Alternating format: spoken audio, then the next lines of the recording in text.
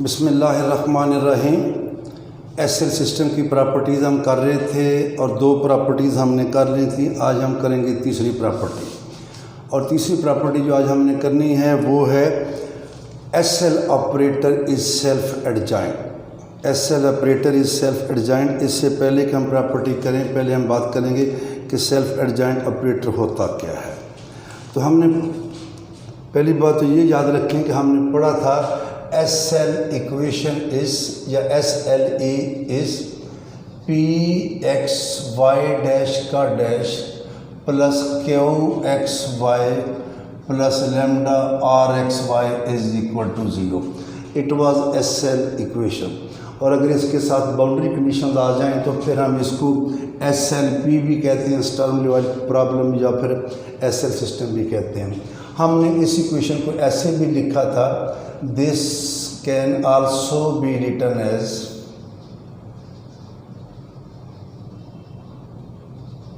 L Y plus lambda are x Y. यहाँ पे ये बात याद रखें, कुछ लोग ये ब्रैकेट यूज़ करते हैं, कुछ लोग ये ब्रैकेट यूज़ नहीं करते। जिस तरह operator D by D x को हम ऑपरेटर डी कहते हैं, तो हम लिख देते हैं डी वाई या डी वाई के ब्रैकेट हम यूज़ नहीं करते। तो यहाँ दो बातें हैं, कुछ आते ब्रैकेट यूज़ करते हैं, कुछ ब्रैकेट यूज़ नहीं करते। Where L is equal to D by D X P X D by D X plus Q X, और इसके साथ अगर y लगा दें तो ये चीज़ पूरी बन जाती है। This is called SL operator. L क्या है? L is SL operator. आज हमने प्रूव करना है कि ये जो ऑपरेटर है ये सेल्फ एडजॉइंट है। प्रूव करने से पहले ये सुन लें कि सेल्फ एडजॉइंट होता क्या है। A linear differential operator, a linear differential operator L is called self adjoint या self adjoint operator is called self adjoint if integ a to b g x l f of x dx is equal to a to b f x l g of x dx for any two functions f and g। और आप इसको ऐसे भी लिख सकते हैं O R. अगर मैं इस सारे को उठा के इधर ले आऊँ a to b, जबकि हमें इल्म है कि g is a function of x, f is a function of x, तो हम इसको ऐसे भी लिख सकते हैं G L F minus F L G D x is equal to zero. अगर ये आ जाए, और यहाँ पे मैंने एस एल का नाम यूज़ नहीं किया। Any operator, a linear differential operator is called self adjoint if this is equal to this, और g L F minus F L g इसकी integration d x is equal to zero. अब हम चलते हैं अपनी property की तरफ, और प्रॉपर्टी ये है, इससे पहले हम दो प्रॉपर्टीज़ कर चुके हैं और ये तीसरी प्रॉपर्टी है कि प्रूव दैट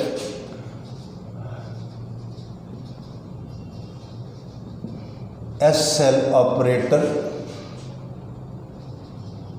यानी जिसे हम एल कहते हैं, is self adjoint.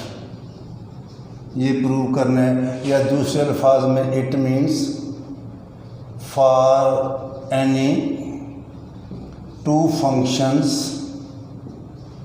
F x and ji x, ये हमारे पास दो फंक्शन हैं, देन वो एस एल ऑपरेटर जो एल है ये सेल्फ एडजॉइंट होगा अगर a to B ji L F minus F L G D x is equal to zero हो जाए। तो ये प्रूव करना है, हम इसका प्रूफ लेते हैं, और हम लेते हैं फर्स्ट वी टेक या first we consider integral A to B ji L F D x. और इस तरह जिस तरह हम पहले लिखते थे उस इक्वेशन को P x Y dash dash plus Q x Y plus lambda R x Y, ऐसे इक्वेशन को इसी तरह ये हमारे पास आ जाएगा, this is equal to integral a to b। p वो था, p इसके साथ था, ये y डैश, अब y की जगह पे क्या आ गया f, तो आएगा g वैसे ही रहेगा, p f डैश का डैश प्लस q f, और इधर ब्रैकेट आएगी और साथ क्या आ जाएगा dx।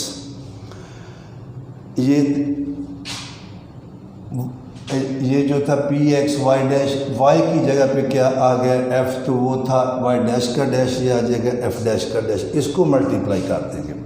This is equal to a to B g p f dash का dash plus g q f D x. इन दोनों को अलग-अलग करते हैं तो ये आ जाएगा हमारे पास, और हमने किसको पकड़ा है, integral a to b g l f dx। ये आएगा a to b g p f dash का डैश और dx plus a to b ये g q f dx। वे एक बात याद रखें, ये g f q p all are functions of x, यानी कि जो f है वो f(x) है, जो p है वो p(x) है, जो g है वो g(x) है, जो q है वो q(x) है। ये सारे क्या है, फंक्शंस ऑफ x। अब हम इसको करते हैं इंटीग्रेट, पहले वाले को ये देखें, इसकी इंटीग्रेशन है, इसका डेरिवेटिव है, इसे फर्स्ट फंक्शन लेंगे और इसे सेकंड फंक्शन, तो ये g वैसे ही आएगा, इसकी इंटीग्रेशन करेंगे तो इसका डेरिवेटिव ख़त्म हो जाएगा, minus integral derivative of first क्या आ जाएगा g डैश, और इसकी इंटीग्रेशन वही आएगी p f डैश और साथ क्या आएगा dx plus a to b g q f dx। इधर भी a to b आएगा और यहाँ भी a to b आएगा, और ये हमारे पास क्या आ गया, a to b g l f dx। अब हम लेंगे सिमिलरली, क्या लिखेंगे, similarly integral a to b f l g dx। तो जहाँ जहाँ पे g है वहाँ f आ जाएगा, जहाँ पे f है वहाँ पे g आ जाएगा, तो ये आएगा हमारे पास f p g dash a to b minus a to b f dash p g dash dx plus a to b f q g dx। अब करते हैं इन दोनों इक्वेशनों को सब्ट्रैक्ट, क्या करते हैं, सब्ट्रैक्ट। ये याद रखें, ये तीनों फंक्शन आपस में मल्टीप्लाई हो रहे हैं, जी क्यू एफ हो, एफ क्यू जी हो, इससे कुछ फ़र्क नहीं पड़ता, ये सेम है। जब इनको माइनस करेंगे तो हमारे पास आएगा integral a to b q l f dx minus a to b f l g dx। जब ये और ये सेम है, ये दोनों कट जाएंगे, ये देखें g dash f dash p g dash f dash p, ये भी सेम है, ये इनके साइन सेम है, ये कटेगा, इनके साइन सेम है, ये कटेगा, बाकी हमारे पास बचेगा इधर g p f dash a to b minus f p g dash a to b। ये ब्रैकेट है, डालने हैं, डालने ना डालें कुछ फ़र्क नहीं पड़ता। इसे हम लिख लेंगे, दिस इज़ इक्वल टू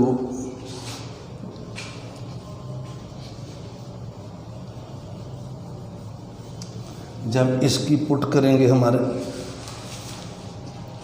इसकी हम लिमिट पुट कर देते हैं तो ये हमारे पास आ जाएगा। इसको अगर ऐसे लिख लें आपको समझने में आसानी हो जाएगी, g x P x f dash x a to b minus f x P x g dash x a to b. अब ऊपर वाली लिमिट भी पुट करेंगे, नीचे वाली भी, लेकिन अगर एक और तरह करें उसमें ज़रा थोड़ा सा इजी हो जाएगा कि ये जो पी एक्स दोनों में कॉमन आ रहा है, पहले इसको ले लें पी एक्स, तो फिर हमारे पास आएगा g x f dash of x, ये क्या है f dash, minus f x g dash of x, और ये सारा आ जाएगा ए टू बी। अब हम इसकी लिमिट पुट कर देते हैं, और जब ये लिमिट पुट करेंगे तो हमारे पास आ जाएगा this is equal to P of A, sorry ये आएगा P of B G of B F dash of B minus F of B ji dash of B. ऊपर वाली लिमिट पुट कर दी, माइनस नीचे वाली करते हैं p of a g of A F dash of a minus F of b a g dash of a, और इधर था हमारे पास इंटेग्रल जी एल एफ, वो दो थे मैं उनको इकट्ठा कर रहा हूँ, minus F L G D x, और लिमिट थी ए से बी।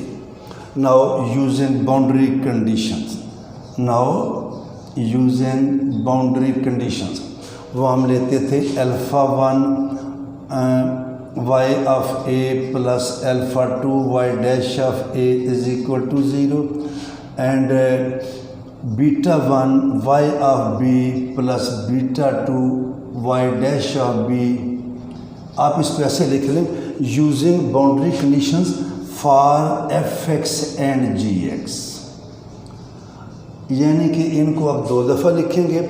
ये तो मैंने आपको लिख दिया सर, ये साथ इधर भी आएगा f of A F dash of A, F of B F dash of b, फिर जी एक्स के लिए आएगा g of a g dash of a g of B ji dash of B.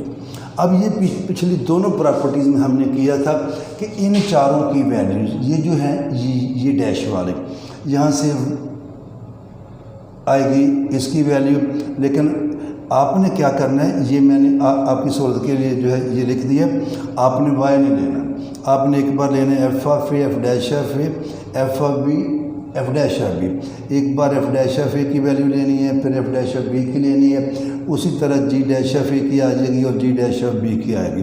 तो ये सारी जब पुट करेंगे तो पहली दोनों प्रॉपर्टीज़ में हमने जब पुट किया था तो हर चीज़ कट जाती थी, हमारे पास आंसर क्या आ जाता था 0। तो now using boundary conditions for, ये हम लिखेंगे the right hand side of above equation, the right hand side of above equation becomes 0। लेकिन पेपर में नहीं आप लिखेंगे कि right hand side become 0, paper में जिस तरह आपने प्रॉपर्टी 1 में किया, प्रॉपर्टी 2 में किया, इसी तरह आप इनकी जो है ये वैल्यूज़ फाइंड करेंगे। मैं रिपीट कर रहा हूँ, एफ डैश ऑफ ए की लेंगे, एफ डैश ऑफ बी की लेंगे, फिर जी डैश ऑफ ए की लेंगे, जी डैश ऑफ बी की लेंगे, यहाँ पुट करेंगे तो ये सारा क्या हो जाएगा 0। तो फिर हमारे पास आ जाएगा, so we have integral A to B ji L F minus F L G D x is equal to 0।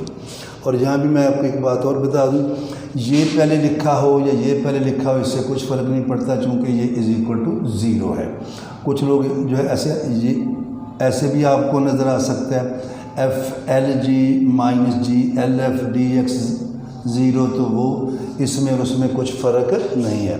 तो जब ये 0 आ जाएगा तो हमारी प्रॉपर्टी जो है ये प्रूव हो गई। हम लिखेंगे hence SL operator is self adjoint, hence SL operator is self adjoint.